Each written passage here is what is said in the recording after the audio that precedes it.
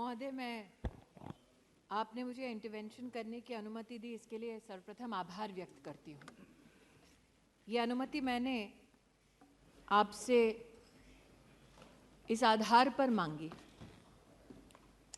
इस सोच को प्रतिबिंबित करने के लिए मांगी कि अमृत काल में जॉइंट सेशन को पहली बार आदिवासी समाज से आई एक महिला ने संघर्षों के बाद महामहिम राष्ट्रपति के पद पर आसीन हो, हम सबको अपने आशीष वचन दिए। मैं उसके लिए सर्वप्रथम उनका आभार व्यक्त करना चाहती हूँ और महामहिम राष्ट्रपति जी से कहना चाहती हूँ आपके माध्यम से कि वो ना सिर्फ आदिवासी समुदाय का, ना सिर्फ महिलाओं का, बल्कि पूरे राष्ट्र का गौरव है। मैं आज इस सदन में एक सांसद को सुन रही थी जिन्होंने अपने भाषण की शुरुआत ही इन शब्दों से की कि वो महामहिम राष्ट्रपति जी के अभिभाषण का विरोध करते हैं। कहीं ना कहीं मन में ये टीस थी कि महामहिम राष्ट्रपति जी किसी एक राजनीतिक दल से नहीं बल्कि पूरे राष्ट्र के गौरव से, गरिमा से संबंधित हैं। तो जो राष्ट्र का सबसे उत्तम प्रतीक है, उनका विरोध इस सदन में, उनके भाषण का विरोध इस सदन में क्यों हो, ये मेरे मन में प्रश्न निश्चित रूप से उठा। लेकिन अगर महामहिम राष्ट्रपति जी के अभिभाषण के पहले पृष्ठ को हम सब पढ़ें तो अमृत काल में स्वर्णिम शब्दों में भारत के भविष्य को उन्होंने उल्लेखित किया। एक तरफ आत्मनिर्भरता की बात की और दूसरी ओर मानवीय कार्यों की बात की।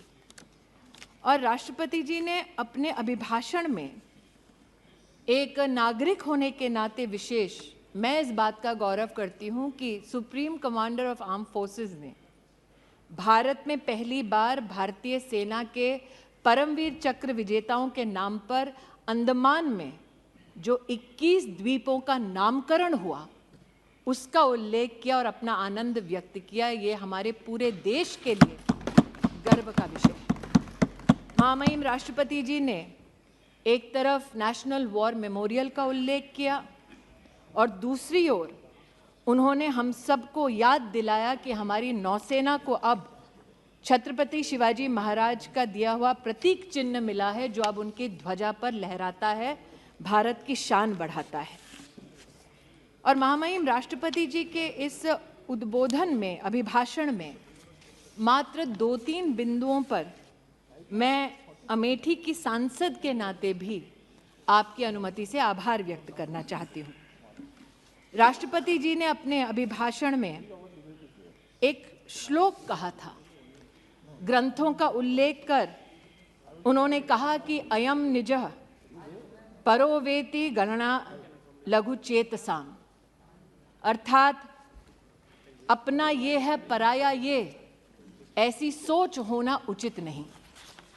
और राष्ट्रपति जी के इसी संकल्प, इसी चिंतन को चरितार्थ किया है मोदी सरकार ने। इसलिए अमेठी की सांसद होने के नाते हमारे यशस्वी प्रधान सेवक का मैं आज विशेष आभार व्यक्त करती हूँ, क्योंकि अपने पराये की सोच से परे हटकर मेरे संसदीय क्षेत्र में महामहिम राष्ट्रपति जी के अभिभाषण को अगर मैं अमेठी की दृष्टि से देखूं तो हमने क्या पाया, क्योंकि 50 वर्ष खोया बहुत मेरे संसदीय क्षेत्र ने। आज इस सदन में एक सज्जन जिनको अमेठी ने मैजिक दिखाया और विधानसभा के चुनाव में 4 विधानसभा क्षेत्रों की सिक्योरिटी डिपॉजिट भी जब्त कराई, ऐसे सज्जन ने हमारे प्रधान सेवक पर कटाक्ष किया।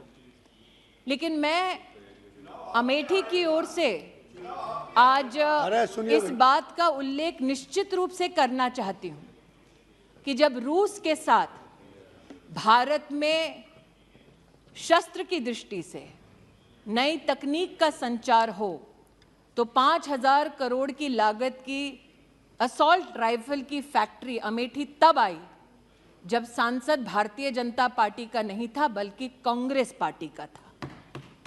राष्ट्र के संरक्षण के लिए, अपने पराये का भेद ना कर ये उत्तम उदाहरण मेरे संसदीय क्षेत्र में प्रस्तुत करने के लिए मैं देश के प्रधान सेवक का आभार व्यक्त करती हूँ। महामहिम राष्ट्रपति जी ने अपने अभिभाषण में नारी की प्रतिभा, नारी के योगदान और राष्ट्र के भविष्य के निर्माण में नारी की भूमिका को उल्लेखित किया है। आज इस सदन में हमारी एक वरिष्ठ नेता हैं जो निश्चित रूप से महिलाओं की दृष्टि से महामहिम राष्ट्रपति जी के अभिभाषण पर अपने विचार व्यक्त करेंगी, लेकिन एक छोटा सा अपनी ओर से मेरा प्रयास है कि इस सदन को मैं अवगत कराऊं कि ग्रामीण अंचल में महिलाएं जो सेल्फ हेल्प ग्रुप के माध्यम से अपने परिवार को आर्थिक रूप से सशक्त करती हैं, उनका यूपीए के कार्यकाल में और मोदी सरकार में क्या स्थान रहा। हम सब इस बात को जानते हैं कि एक सदस्य ने यहाँ चुनाव का उल्लेख किया कि एक चुनाव से पहले एक बहुत ही प्रचलित इंटरव्यू था जिसमें विमेन्स एम्पावरमेंट की बार बार बात हुई, लेकिन वो शब्द धरती पर कितने फलीभूत होते हैं उसका मैं एक प्रमाण यहाँ देना चाहती हूँ। 2009 से लेकर 2014 तक देश भर में सिर्फ 19 लाख सेल्फ हेल्प ग्रुप्स को भारत सरकार से सहायता मिलती थी। मोदी सरकार में ये संख्या बढ़कर अब 81 लाख हो गई है। 2009 से लेकर 14 तक जो राशि इन सभी सेल्फ हेल्प ग्रुप्स को दी गई वो लगभग 80,000 करोड़ थी, लेकिन मोदी सरकार में 2014 से लेकर 2022 तक ये राशि बढ़ाकर 4,93,000 करोड़ रुपया की गई। मैं प्रधान सेवक जी का विशेष आभार व्यक्त करती हूँ कि विमेन्स डेवलपमेंट के मात्र नारे को ट्रांजिशन करके राष्ट्र का अगर उत्थान करना है तो उसमें अहम भूमिका नारी की होनी चाहिए। मात्र इस एक सेल्फ हेल्प ग्रुप के आवंटन से ही आज वो प्रतिबिंबित होता है कि नारी और विशेषतः ग्रामीण अंचल की महिला की प्रतिभा पर देश के प्रधान सेवक को कितना नाज है और कितना विश्वास है। महोदय, स्वास्थ्य मंत्री जी यहाँ उपस्थित हैं। मैंने सदन में पहले भी कहा, आज भी कहती हूँ, हमारे समाज में ग्रामीण अंचल में गरीब तबके में महिला को अगर आप कभी पूछें साल 2014 से पहले कि क्या सार्वजनिक रूप से सर्विक्स कैंसर का और ब्रेस्ट कैंसर का कहीं भी उल्लेख होता था, ग्रामीण अंचल और गरीब तबके की महिला ये कहेगी कि इसका उल्लेख सामाजिक दृष्टिकोण से ना हो, ऐसा नहीं था। साधन उपलब्ध नहीं थे गरीब महिला को, इसलिए वो चर्चा में इस विषय को नहीं लाती थी। आज भी हजारों सैकड़ों महिलाएं ऐसी हैं कि अगर बुखार भी आ जाए तो अपनी नहीं अपने परिवार की पहले चिंता करती है।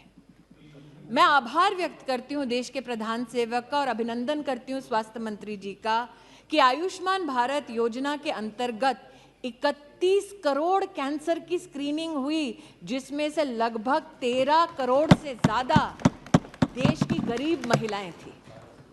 ऐसा नहीं था उस महिला को पता नहीं था कि ब्रेस्ट का कैंसर हो, सर्विक्स का कैंसर हो तो उसे किस प्रकार की सुविधा चाहिए। वो बोझ नहीं बनना चाहती थी, चर्चा नहीं करना चाहती थी, तिल तिल कर मरती थी।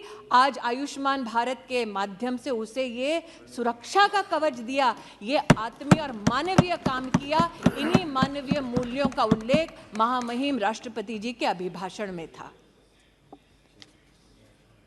चूंकि स्वास्थ्य मंत्री यहाँ बैठे हैं, अध्ययनशील है, निशिकांत जी का आज मैंने भाषण सुना, वो मैजिक ऑफ नंबर्स की बात कर रहे थे। 50 लाख से लेकर 90 करोड़ की यात्रा का उल्लेख कर रहे थे।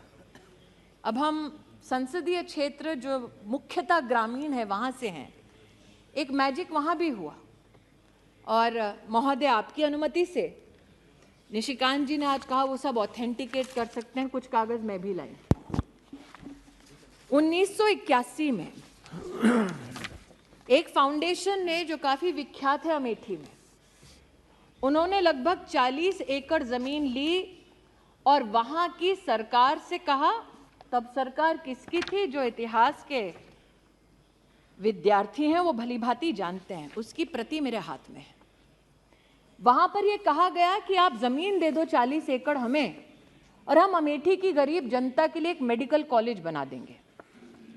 अब 40 एकड़ जमीन का मैजिक 623 रुपए में।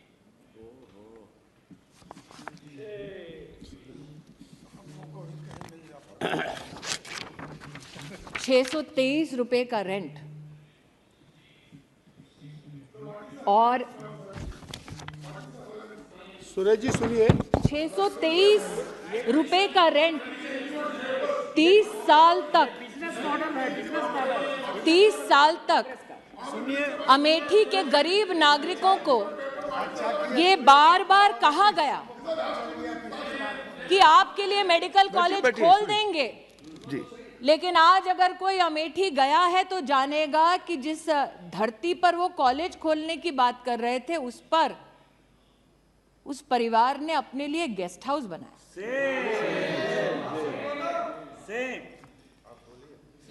मैंने स्वास्थ्य मंत्री जी का उल्लेख इसलिए किया कि अपना और पराये का भेद ना हो।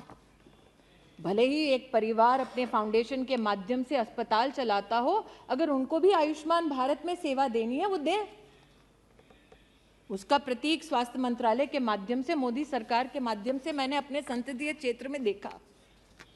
लेकिन महोदय, आज मेरे हाथ में एक रिपोर्ट और है जो मुख्य चिकित्सा अधिकारी जनपद अमेठी उनसे संबंधित। इसमें एक मरीज का उल्लेख है जिसका नाम है नन्हेलाल मिश्रा। उस मरीज का दोष ये था कि वो उस जगह गया जहां पर इस परिवार का स्वामित्व है और अस्पताल चलता है, और ये कहा जाता है अमेठी में उनके परिजनों ने वीडियोग्राफिक एविडेंस दिया कि मरीज ने जाकर कहा, मैं आयुष्मान भारत से जुड़ा हूं, मोदी जी ने कहा है 5 लाख रुपए में मेरा मुफ्त का इलाज होता है, आपका अस्पताल इसमें चिन्हित है, आप मेरा इलाज करिए। नन्हेलाल मिश्रा को लौटा दिया गया और कहा गया, मोदी का कार्ड लाए हो, जाओ यहां से।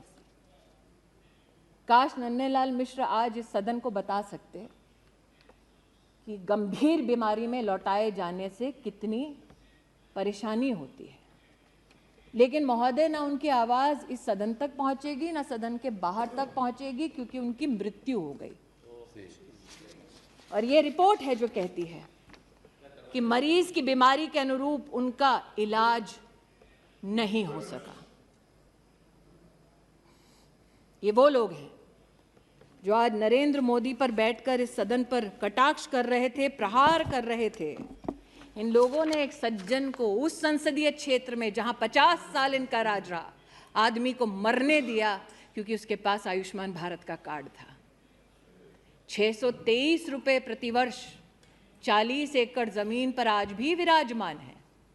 लेकिन आभार व्यक्त करती हूं देश के प्रधान सेवक का, अमेठी को पहला मेडिकल कॉलेज 290 करोड़ से ज्यादा की लागत पर अगर किसी ने दिया तो मानवीय मूल्यों का परिचय देते हुए नरेंद्र दामोदर दास मोदी ने दिया। यहां बहुत ठहाके लगाए गए कि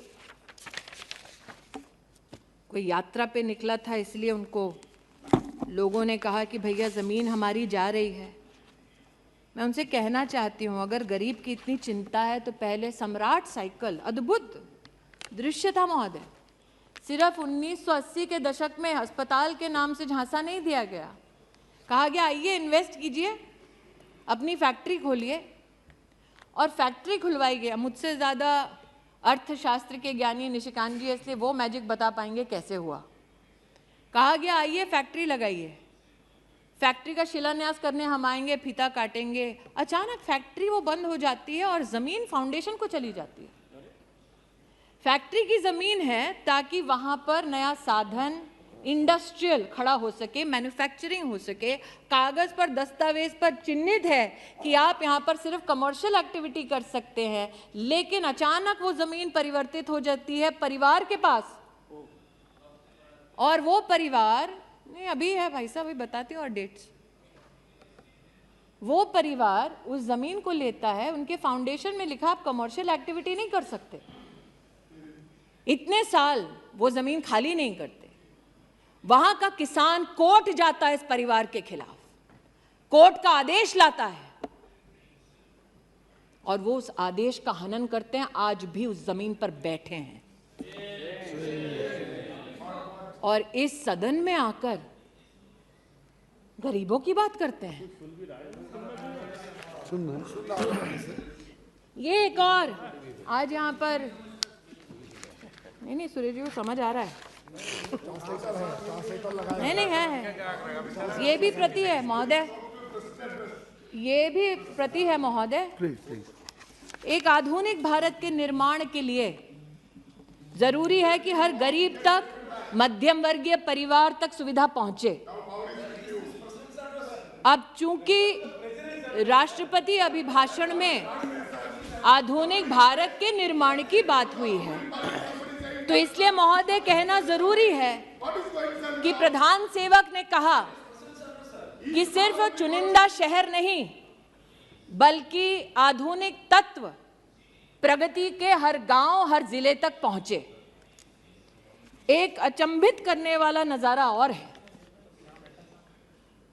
फुर्सतगंज नाम का एक एयरपोर्ट, जहां पर सिर्फ परिवार से संबंधित एकेडमी है, जमीन है सरकार की, लेकिन परिवार ने अपने नाम से, बेटा और बेटी के नाम से हॉस्टल खोल दिया है। यहां पर प्रधानमंत्री जी नेताजी सुभाष चंद्र बोस के नाम से इंफ्रास्ट्रक्चर बनाते हैं, सरदार वल्लभ भाई पटेल के नाम से इंफ्रास्ट्रक्चर बनाते हैं, वहां पर राहुल जी के नाम से, प्रियंका जी के नाम से हॉस्टल बना है सरकारी जमीन पर। और बोर्ड पर वो जब थे तो उन्होंने उस पूरी अकादमी के संचालन के लिए किसी हिंदुस्तानी को नहीं, किसी विदेशी कंपनी पर विश्वास किया। उस विदेशी कंपनी ने उस एयरपोर्ट का क्या हश्र किया, यहाँ पर उस रिपोर्ट में उल्लेखित है। लेकिन आज इस एयरपोर्ट का मैं उल्लेख यहाँ इसलिए कर रही हूँ महोदय कि एक बार सदन में मैं बोल चुकी हूँ कि हमारे यहाँ तिलोई नाम की एक विधानसभा है, वहाँ पर 30 साल से एक बस अड्डा बना दो, ये हमारी जनता जनार्दन कहती रही। बस अड्डा भी पहली बार तब बना जब प्रदेश में योगी सरकार बनी, देश में मोदी सरकार बनी। और आज अमेठी के सांसद के नाते मैं आनंदित हूं कि फुर्सतगंज एयरपोर्ट को अब उड़ान की स्कीम में सम्मिलित कर लिया गया है और अब अमेठी का साधारण नागरिक भी हवाई सेवा का इसमें फायदा उठा सकता है। इस बात से कोई इनकार नहीं कर सकता कि अमेठी की एक बार चर्चा होती थी और मैंने राष्ट्रपति जी के अभिभाषण का विशेष उल्लेख इसलिए भी किया। महामहिम राष्ट्रपति जी एक बहुत ही गरीब सामान्य परिवार से हैं और इस सरकार की एक बहुत बड़ी मानवीय उपलब्धि यह है कि पद्म पुरस्कार उनको जाता है जो धरातल पर काम करते हैं, मानवीय काम करते हैं, राष्ट्र का नाम रोशन करते हैं, बिना इस अपेक्षा के कि उन्हें सम्मानित किया जाएगा। जिसे सालों साल वीआईपी कॉन्स्टिट्यूएंसी कहा जाता था, वहाँ परिवार से संबंधित नेताओं को तमगा जरूर मिलता था, लेकिन अमेठी में पहली बार एक बेटी को स्पोर्ट्स में पद्म पुरस्कार अगर किसी ने दिया तो वो शोभा अमेठी की बढ़ाई हमारे प्रधान सेवक ने और वो आशीर्वाद दिया महामहिम राष्ट्रपति जी ने। मैं सुधा उस बेटी की ओर से आज आभार व्यक्त करती हूँ। महामहिम राष्ट्रपति जी,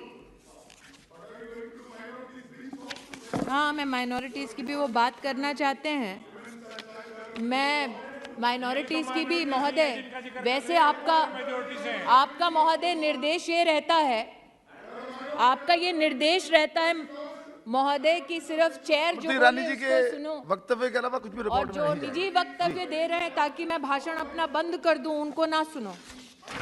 तो मैं बताना चाहूंगी महोदय, महिला और माइनॉरिटी दोनों, जो शायद इनको शर्मसार कर दे, हज की कली पॉलिसी देश में प्रस्तावित हुई और जब इनकी सरकार थी, जो इस वक्त चिल्ला रहे हैं, तब हज की एक एक एप्लीकेशन के लिए पैसा लिया जाता था। जो हज पे नहीं जा रहा उससे भी पैसा लिया जाता था और पहली बार फॉर्म के लिए पैसा गरीब मुसलमान को ना भरना पड़े, ऐसी पॉलिसी मोदी सरकार लाई। 50,000 रुपए हज की यात्रा, उसमें कम खर्चा करना पड़ेगा गरीब को, यह भी कदम मोदी सरकार ने उठाया और भारत की तिजोरी से पैसा निकालकर ये नहीं किया, अनुशासित प्रशासनिक ढांचे के माध्यम से ये किया। आज जिस लोन की ये बात करते हैं, जब इनकी सरकार थी तो मात्र 100 करोड़ का लोन इन्होंने दिया अपनी सरकार में। मोदी सरकार ने माइनॉरिटी में 21,000 से ज्यादा छात्रों को 280 करोड़ रुपया से ज्यादा पैसा दिया। ये छलते रहे देश में माइनॉरिटीज को, ये कहते हुए कि ये इनके हमदर्द हैं। और आज जो मुझसे पूछते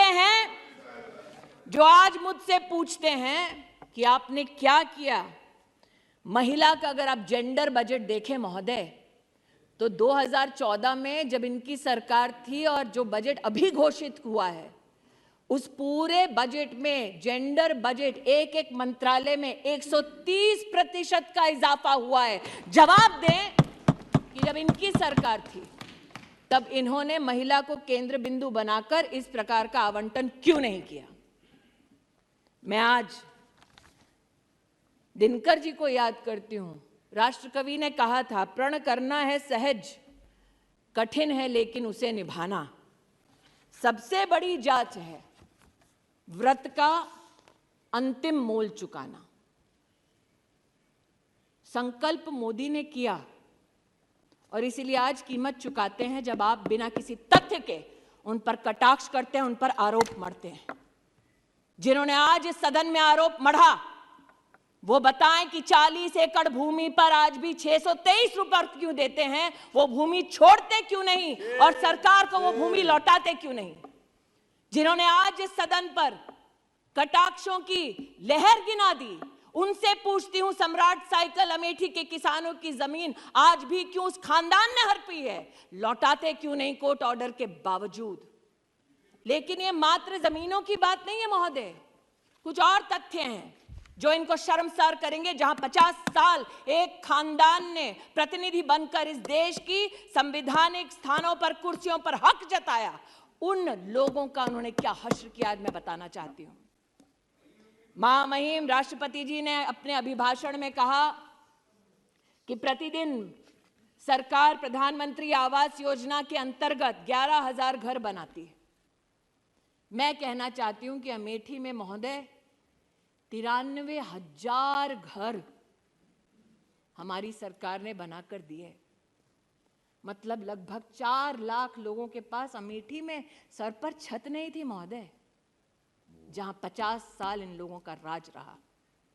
महोदय, आज मैं बताना चाहती हूं, महामहिम राष्ट्रपति जी ने अपने अभिभाषण में उल्लेख किया कि 55,000 गैस के कनेक्शन प्रतिदिन दिए गए सरकार द्वारा। अमेठी में 2,14,440 लोगों को जीवन में पहली बार गैस का कनेक्शन तब मिला जब मोदी की सरकार बनी। ये जानना चाहते हैं क्यों मैं अपने लोगों की बात करूं, क्यों ना करूं। महामहिम राष्ट्रपति जी ने उल्लेख किया कि गरीब को मुसीबत के वक्त मुफ्त का राशन मोदी सरकार ने पहुंचाया। इस वर्ष 2 लाख करोड़ का व्यय हो रहा है। मेरी लोकसभा क्षेत्र में 18,72,000 लोग ऐसे हैं जिनको मुफ्त का राशन मिल रहा है। मैं उनकी ओर से आभार व्यक्त करती, क्यों ना करूं। 305 किलोमीटर सड़कें सिर्फ मेरे एक जनपद में बनी है महोदय। 5 गांवों का नाम सुना देती हूं। 50 साल में इन 5 गांवों तक कभी सड़क नहीं पहुंची थी। जवाब देना पड़ेगा इन लोगों को जो बड़ी बड़ी डींगे हाँकते थे कि अपने ही संसदीय क्षेत्र में। मैंने महोदय सुना था हिंदी में, दिया तले अंधेरा, चोर की दाढ़ी में तिनका, उल्टा चोर कोतवाल को डांटे। आज इन सारी हिंदी की जितने भी हमारी प्रोवर्ब्स हैं, उनका एक दर्शन मैंने यहां किया है। उनको जवाब देना पड़ेगा। 5 गांव के नाम भी बता देती हूं जहां सड़क ही नहीं पहुंची कभी। इसलिए महोदय, आज महामहिम राष्ट्रपति जी के अभिभाषण पर आभार मैं इसलिए व्यक्त करती हूं कि देश में पहली बार आदिवासी समुदाय की एक बेटी को, एक महिला को राष्ट्र के सबसे उच्च संवैधानिक पद पर मात्र नरेंद्र भाई मोदी के प्रयासों से पहुंचाया गया। इतना ही संतोष नहीं कर रही हूं, मैं गौरव करती हूं इस बात का कि अगर आप समुचित सरकार का आदिवासी क्षेत्र के लिए बजट देखिए तो जब कांग्रेस की सरकार थी तो 19,000 करोड़ रुपया खर्चा करते थे, पूरी सरकार को कहते थे, और जब मोदी जी की सरकार बनी तो 88,000 करोड़ रुपया मात्र आदिवासी परिवारों के लिए हमारी सरकार ने व्यय किया। क्योंकि मैंने दिनकर जी का उल्लेख किया तो आप तो वरिष्ठ हैं महोदय, आप राष्ट्र कवि का कई बार कई भाषणों में उल्लेख भी कर चुके हैं, कई चर्चाओं में उनका उल्लेख कर चुके हैं। उन्होंने कहा था कि सच है विपत्ति जब आती है कायर को ही दहलाती है। वो कौन था जो कहता था विदेश से वैक्सीन लाओ? वो कौन था जो कहता था हिंदुस्तान की वैक्सीन ना लगाओ? और वो कौन था जिसने कहा कि विदेश पर नहीं अपने देश पर भरोसा करो, वैक्सीन यहां बनाओ और हर हिंदुस्तानी को मुफ्त लगाओ? उस शूरमा का नाम मोदी। इसलिए आज इतना ही कहती हूं कि विघ्नों को गले लगाया, कांटों में राह बनाया, और इसीलिए कांटों में राह बनाने के लिए और भारत के नवनिर्माण के संकल्प के साथ संकल्पित अमेठी को भी आशीर्वाद देने के लिए मैं देश के प्रधान सेवक का आभार व्यक्त करती हूँ, अभिनंदन करती हूँ, और महामहिम राष्ट्रपति जी को इस सदन के माध्यम से कहना चाहती हूँ पुनः कि वो सिर्फ महिलाओं का नहीं, सिर्फ आदिवासी परिवारों का नहीं, बल्कि राष्ट्र का गौरव है।